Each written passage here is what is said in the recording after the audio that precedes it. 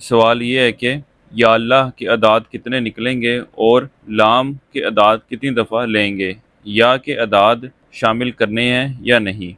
آپ کا سوال ایک ایسا سوال ہے جس کے بارے میں بہت سارے لوگ وضاحت چاہ رہے ہوتے ہیں۔ یا اللہ کے اعداد کتنے ہوں گے؟ جو یا کا لفظ ہے اس کے اعداد عملیات میں نہیں لیے جاتے۔ در حقیقت جب ہم کوئی عمل بناتے ہیں یا کسی آدمی کا اسم اعظم استخراج کرتے ہیں یا کوئی بھی نقش وغیرہ ہم نے بنانا ہوتا ہے تو ہم صرف اسماء حسنہ کے اعداد لیتے ہیں۔ بولتے ہوئے، دعا کرتے ہوئے، پڑھائی کرتے ہوئے یا کا لفظ اللہ تعالیٰ کے لیے خاص کرنے کے لیے حرف ندا کے طور پر بولا جاتا ہے۔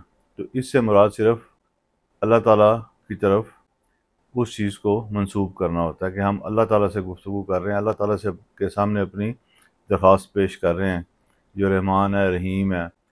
تو اس لیے عمل کے لیے اس کے اعداد بالکل نہیں لیں گے، یا کہ صرف جو بھی اسماء حسنہ بما اللہ کے آپ استعمال کر رہے ہیں ان کے اعداد شامل ہوتے ہیں۔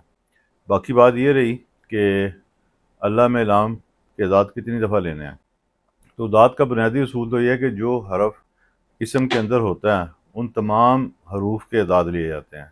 جب آپ اللہ لکھیں تو آپ کو پتہ ہے کہ اس کے اندر 2 دفعہ لام آتا ہے۔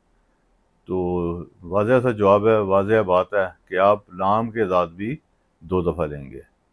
آپ اس میں اللہ کی بات کریں، اس میں خاص کی بات کریں، اس میں ذات کی بات کریں اللہ، تو اس کے اعداد قمری لحاظ سے 66 بنتے ہیں۔ تو اسی حساب سے آپ اسے اپنے عملیات میں استعمال کر سکتے ہیں، یا اور بھی اسماء کو ملا کے ان کے اعداد کو شامل کر کے آپ اپنا چلہ، وظیفہ، پڑھائی، ذکر جو بھی آپ کرنا چاہیں کر سکتے ہیں۔